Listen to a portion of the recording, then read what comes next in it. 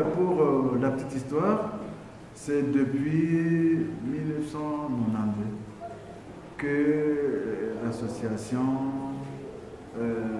internationale des écrivains, panafricains bien sûr, ils ont commencé à commémorer la journée internationale de l'écrivain africain. Cette association elle-même, elle avait commencé à 73. Mais quand ils sont arrivés en 92, ils se sont dit il faut qu'il y ait une journée spéciale pour l'écrivain africain. Et là, il s'agissait de l'occasion de réfléchir sur les différents problèmes, les défis et perspectives de l'écrivain africain. Et c'est ainsi que ça continue chaque année, l'activité est commémorée. Pour ce qui concerne l'écrivain africain, il y a des défis majeurs qui le concernent. Et ces défis-là doivent être analysés et qu'on puisse trouver des solutions autour de ces défis.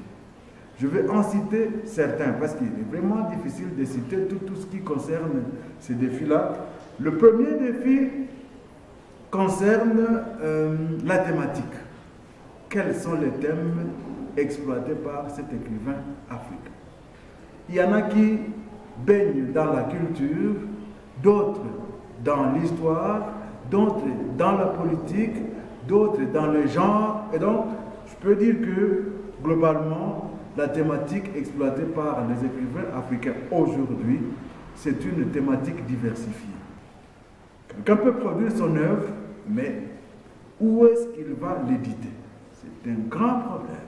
Nous n'avons pas beaucoup de maisons d'édition. Et celles que nous voyons tout autour, je peux les appeler des prédateurs. Et ils sont là pour chercher l'argent et non pour soutenir l'écrivain. Ailleurs, l'éditeur soutient celui qui prend en charge, qui prend en charge l'œuvre, il va payer l'écrivain. Mais ce n'est pas le cas chez nous ici. Par contre, on vous demande de l'argent pour éditer votre livre. Et moi, je les appelle des prédateurs. Je crains même de parler de voleurs. Parce que je ne m'imagine pas que cela soit possible. Les éditeurs sont là pour encadrer les écrivains. C'est un grand défi. Un autre défi concerne la langue. Quelle langue utiliser pour écrire en tant qu'écrivain africain? Est-ce qu'il faut utiliser la langue africaine? Est-ce qu'il faut utiliser la langue étrangère? Là encore, c'est une question qui mérite une réponse. Et moi, de répondre provisoirement que si on en avait les moyens, malheureusement, nos propres langues ne sont pas très développées et nous-mêmes, nous ne sommes pas fiers de nos langues. Parfois, nous en avons honte et cela passe pour un aspect ridicule de quelqu'un qui a honte de parler sa propre langue, quelqu'un qui ne veut pas promouvoir sa propre langue, mais il veut passer par la langue des autres. Là aussi, c'est un grand problème. Un autre défi de l'écrivain africain, c'est le marché de ses œuvres. Qui consomme les œuvres de l'Africain? Qui les consomme? Le public. Quel est son public? Est-ce qu'il y a des gens qui s'intéressent à acheter les œuvres des Africains? Là encore, il faut se poser des questions. Parce que les Africains écrivains qui ne vivent que de leurs œuvres, ils sont rares.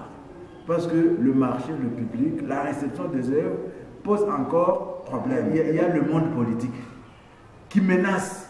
Quand vous lancez un message contraire à leurs idées, ils vous menacent. Alors que peut-être cela peut les aider aussi à réfléchir autrement. On ne doit pas réfléchir toujours de la même manière.